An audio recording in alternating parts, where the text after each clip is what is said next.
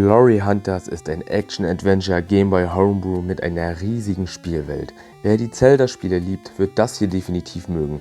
Entwickelt wurde es von Two Sync Design Studio und der Federführung von Cesar Arminio. Ich habe sicherlich falsch ausgesprochen, tut mir leid. Die Kickstarter-Kampagne konnte mehr als erfolgreich beendet werden. Kommen wir zur Story. Vor langer Zeit tobte in diesem Land ein Krieg zwischen Göttern. Ihre Nachkommen zogen los, um die Welt zu erobern, und der Krieg dauerte ein Jahrtausend. Helden erhoben sich zum Kampf und badeten während ihren Abenteuern im Ruhm. Ihre Namen wurden zu Legenden und ihre Leistungen blieben stets in Erinnerung.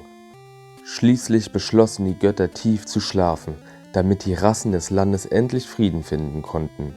Sie verschmolzen zu einer einzigen Stimme und ließen ihre Körper als leere Gefäße zurück. Heutzutage reisen Ritter und Krieger auf der ganzen Welt von ihrer Heimat zu den Schiffen der alten Götter, um in Zeiten der Not ihren Segen zu erhalten. Wann immer ihr Volk unter einer Hungersnot leidet, Naturkatastrophen das Land heimsuchen oder eine Krankheit ihre Körper befällt, ein Abenteurer wird auf diese Suche geschickt. Diese mutigen Helden werden Glory Hunters genannt. Feuer hat den Himmel erleuchtet und die letzten Tage der Welt angekündigt. Ein massives Objekt ist dabei, die Erde zu treffen, als sie hören: Erhebe dich, Jäger, wecke eines unserer Schiffe, damit wir den drohenden Untergang stoppen können. Meine Pro-Argumente. Insgesamt gibt es 4 Götter, je einen Gott in der Ecke der Map. Man selbst startet in der Mitte der Welt. Das ist wirklich sehr schön gemacht, denn so wird man gezwungen, sich zu entscheiden, in welche Ecke der Welt man schlussendlich oder zuallererst marschiert. Mindestens ein Gott muss erweckt werden, um das Land vor einem Meteoriten zu retten. Somit ist die Spieldauer bei ca. 5 Spielstunden und es entsteht ein hoher Wiederspielwert, da jeder Run ein anderer Gott geweckt werden kann und ist somit für 4 beschäftigte Casual-Spieler wie mir sehr gut, sage ich mal. Oder es ist auch möglich, in einem Run alle Götter zu wecken. Dann darf man sogar einen 5. geheimen Gott bestaunen. Gute Option für Hardcore-Spieler und Komplettisten, die dann so circa auf rund 20 Stunden am Ende kommen sollten.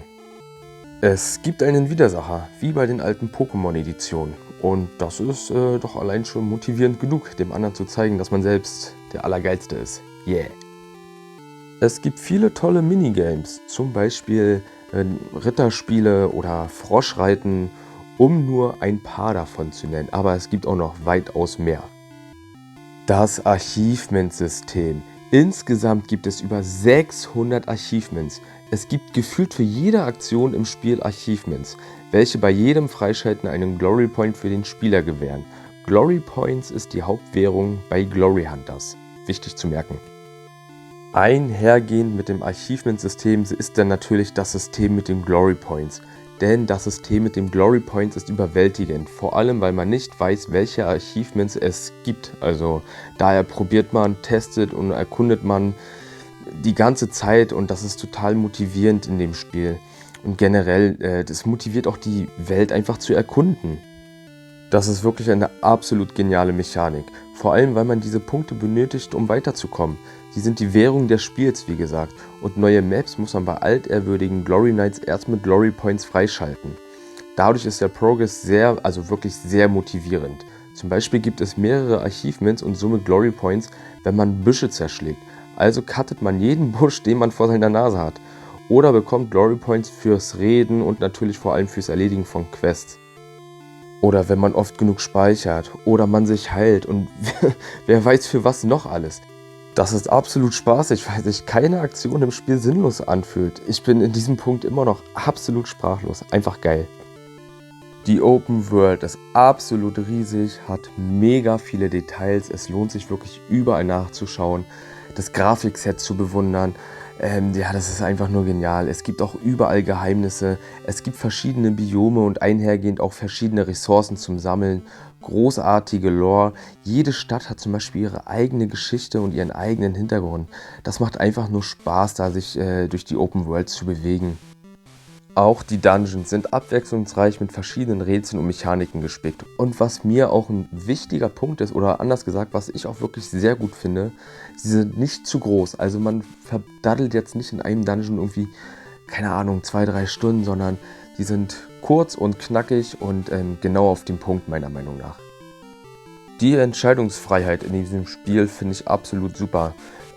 Glory Points zum Beispiel in Verbesserungen investieren oder neue Bereiche der Map freischalten. Vielleicht doch eine weitere Reise mit dem Schiff überbrücken oder dem Kartenaffen, ja, muss man dann selber sehen, was das für ein Affe ist, einen Glory Point geben, um spannende Orte auf der Karte markieren zu lassen. Vielleicht auch seine Karawane erweitern, die quasi ja, der Hub des Spielers ist. Das Sammeln von Ressourcen finde ich auch sehr toll in dem Spiel. Ressourcen wie verschiedene Steine, Fische, Pflanzen und Relikte sind zu sammeln, denn neben den Glory Points sind das weitere Währungseinheiten in Glorianta. So heißt die Welt. So bieten verschiedene NPCs ihre Dienstleistungen an und möchten mit den verschiedensten Ressourcen bezahlt werden. So möchten die Heiler der Welt immer ein Perfect Leaf als Gegenleistung für ihre Dienste. Man muss also auch mal Steine und Blätter farmen. Auch gibt es NPCs, die Rohstoffe gegen andere Rohstoffe tauschen. Ein richtig cooles Konzept für ein Gameboy-Spiel meiner Meinung nach. Also das hat mich wirklich sehr überwältigt. Wichtige Items, auch sehr gut gemacht. Im Laufe des Spiels kann man sich bei Händlern und Schmieden wichtige Items besorgen, die das Voranschreiten im Spiel ermöglichen. So benötigen wir zum Beispiel für Büsche und Steine in anderen Regionen bzw. Biomen Schwertverbesserungen, um die dortigen Ressourcen sammeln zu können oder um die Sprache anderer Völker zu verstehen, zum Beispiel das Book of Tongu. Man spricht das bestimmt anders aus, aber ich kann es nicht anders. Die Musik kommt von Rodrigo Núñez, ich kann keine spanischen Namen aussprechen, es tut mir leid, und ist ein wunderschöner Chiptune. Jede Region erhält seine eigene musikalische Kulisse, was die Besonderheit der Biome noch einmal unterstreicht. Natürlich gibt es auch extra komponierte Stücke wie für zum Beispiel Dungeons und Bosse, die sich auch allesamt sehr schön anhören. Bosse mit verschiedenen Kampfmechaniken, klar, hat jedes Action-Adventure, aber hier empfand ich das ein oder andere sehr originell und ich wollte das einfach nochmal erwähnen. Die wunderschöne Bäcker Island, eine Insel mit vielen NPCs, die alle Texte von den Kickstarter-Bäckern bekommen haben.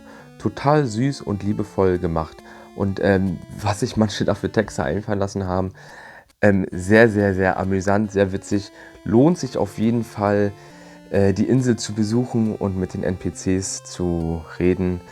Da darf man auf jeden Fall das ein oder andere Mal schmunzeln oder auch mal ein bisschen kichern. Also fand ich wirklich sehr toll. Sicherlich gibt es noch viele weitere tolle Pro-Argumente, aber das waren meine persönlichen signifikanten Punkte gewesen. Ich bin kein Spielejournalist oder Selbstdeveloper, sondern wirklich nur ein Spieler. Mir ist deshalb bis auf ein paar Frame-Einbrüche in einem Dungeon, einen kleinen Bug, den ich hatte, tatsächlich nichts Negatives aufgefallen.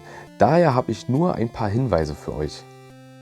Wer mit Open Worlds und der Erkundung dieser nicht viel anfangen kann, könnte hier eventuell auf Probleme stoßen oder ja, ein bisschen überfordert sein. Zwar gibt es einen roten Faden, doch das Spiel lebt von der Neugierde und der Erkundungsfreude des Spielers. Wer all das liebt, der wird hier jedoch seine Freude haben. Hinweis Nummer 2. Wer nur Schulenglischkenntnisse besitzt, so wie ich zum Beispiel, der wird das ein oder andere Mal den Übersetzer bzw. Google Longs zur Hilfe nehmen müssen. Glory Hunters hat einige Worte dabei, die ich nicht aus dem Stehgreif übersetzen konnte. Aber das passt zur Lore und war daher okay für mich. Und ohne diese Wörter, also wenn man sie dann übersetzt hat oder sich Google Longs zur Hilfe genommen hat, dann macht das halt auch Sinn, dass auch diese schwierigen Wörter mit dabei sind, denn das Spiel lebt halt auch einfach davon.